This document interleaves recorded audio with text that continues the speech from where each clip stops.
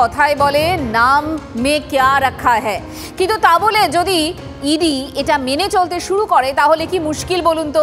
নাম ধাম সব নিয়ে কাগজপত্র তৈরি করে পাকাপোক্ত প্রস্তুতি সেরে তবে কোনো একটা অভিযানে যায় কেন্দ্রীয় গোয়েন্দা সংস্থা। কত বড় দায়িত্ব তাদের ওপর। দুর্নীতিবাজদের হাতে নাতে পাকড়াও করা কম কথা, কিন্তু এ কি হলো আজ? সাত সকালে ইডি বের হলো হানা দিতে। একাধিক টার্গেট, তার মধ্যে একটি ছিল চুঁচুড়ার ময়নাডাঙ্গার ব্যবসায়ী সন্দীপ সাধুকার বাড়ি, আর গোল বাঁধলো সেখানে। কেন, সেটাই সবার আগে দেখুন। এই যে দেখছেন তর্ক বিতর্ক চলছে, কাগজ হাতে ইডি অফিসার কিছু বলতে বোঝাতে ব্যস্ত, ওদিকে অপরপক্ষ অনড়। কথা হচ্ছে তো হচ্ছেই, বাড়িতে ঢুকতে পারছে না ইডি, না বাড়ির লোক ঢুকতে দেওয়ার প্রশ্নে নারাজ। এত কথার পরও তারা মানছেন না যে ইডি তাদের খোঁজে আসতে পারে। কাগজপত্র হাতে ঠায় দাঁড়িয়ে কেন্দ্রীয় অফিসাররা। ওদিকে বাড়ি গিয়ে বলেছে কেন্দ্রীয় বাহিনী ঘিরে ফেলেছে একেবারে, রীতিমতো দক্ষযোগ্য একটা ব্যাপার।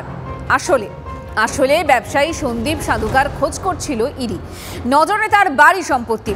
সকাল সকাল হানাও দিলেন, তবে সেখানে বেশ কিছুক্ষণ এমন তর্কাতর্কি চলার পর স্পষ্ট হলো বিষয়টা, এই সাধুকা মশাই তো সে নয়, ভুল বাড়িতে কড়া নেড়ে ফেলেছে সকাল সকাল ইডি।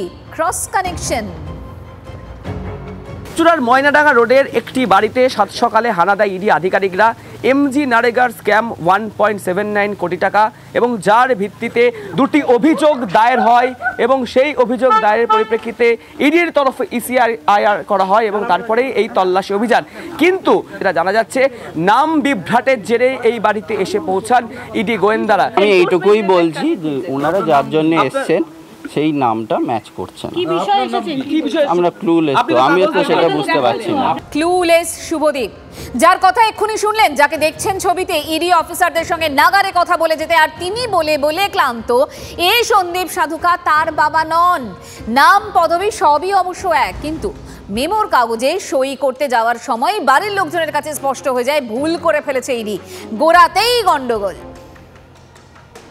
সন্দীপ সাধুকা যেরকম নাম বলছিল, কিন্তু সেটা তো ম্যাচ হচ্ছে না, এবং অ্যাড্রেসটা কমপ্লিট ছিল না, পুলিশ স্টেশন মেনশন করা ছিল না। আমি যেরকম হাইলাইট করলাম ডিপার্টমেন্টকে, তো তারাও বললেন যে না, পুলিশ স্টেশনটা ম্যাচ হচ্ছে না। তো আমি ওয়ারেন্ট দেখতে চাইছিলাম, ডিটেলস জানতে চাইছিলাম। আমাকে ওয়ারেন্টটা কমপ্লিট পড়তেও দেওয়া হয়নি।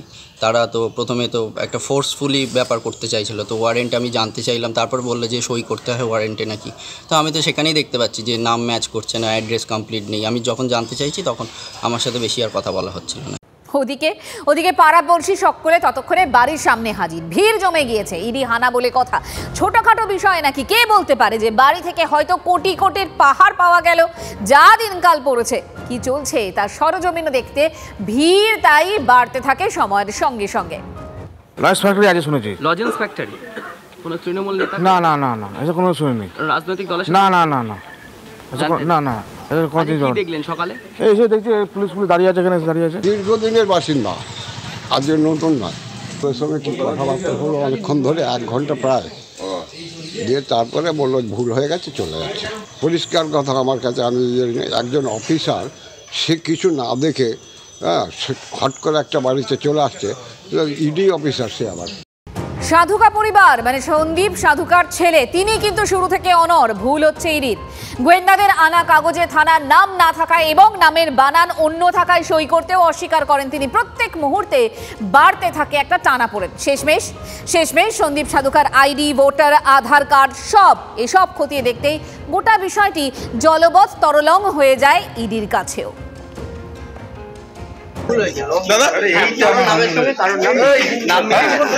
কার নাম মিশেছে? কার নাম মিশেছে বলতে পারবো না, ওনার নামটার সঙ্গে কোনো একটা নাম মিশে গেছে বলে ওনার ব্যাপারে, উনি এ ব্যাপারে কোনো জানি, উনি একজন পেশেন্ট, কেমো দিতে যাচ্ছেন টাটা নিয়ে, ওনার নামের সঙ্গে নামটা একই রকম নাম। হ্যাঁ বলছেন। প্রশ্ন হলো এমন ভুল হয় কি করে? যা হলো এদিন তার দায়টা কে নেবে? নাম এক হলেই যে কারো বাড়িতে পৌঁছে যাবে ইডি? প্রশ্ন উঠবে। প্রশ্ন আরো আছে, ঠিকানা ঠিকমতো খতিয়ে দেখা হবে না সেক্ষেত্রে? একটি সাধারণ পরিবারকে এভাবে অস্বস্তিতে পড়তে হবে কেন? সন্দীপ সাধুকা ক্যান্সারে আক্রান্ত এবং কলকাতায় চিকিৎসাও চলছে তার। এহেন মানসিক টানাপোড়েনের মধ্যে এমন হেনস্থার শিকার হতে হবে কেন? এই প্রশ্নগুলো তো উঠবেই। মনে আছে কয়েক মাস আগে লিপস অ্যান্ড বাউন্স সংস্থার একটি অফিসে তল্লাশির সময়ও বিতর্কে জড়ায় ইডি। সেবার ইডি তল্লাশির পর অজানা 16টি ফাইল ডাউনলোড হয়ে যাওয়ার অভিযোগ তুলে লালবাজারের দ্বারস্থ হয় লিপস অ্যান্ড বাউন্স কর্তৃপক্ষ। পরে ইডি স্বীকার করে নেয় তাদের এক অফিসার তার মেয়ের কলেজের জন্য হস্টেল খুঁজছিলেন ইন্টারনেট সার্চ করে, আর সেটা তল্লাশি অভিযানের মধ্যেই, যার জেরে ওই কাণ্ড। আর এবার তো আরো ভয়ঙ্কর, একেবারে ভুল বাড়িতে হানা, সেখানে দীর্ঘ সময় চাপানুতোর, নাম বিভ্রাটে কেলেঙ্কারির কাণ্ড।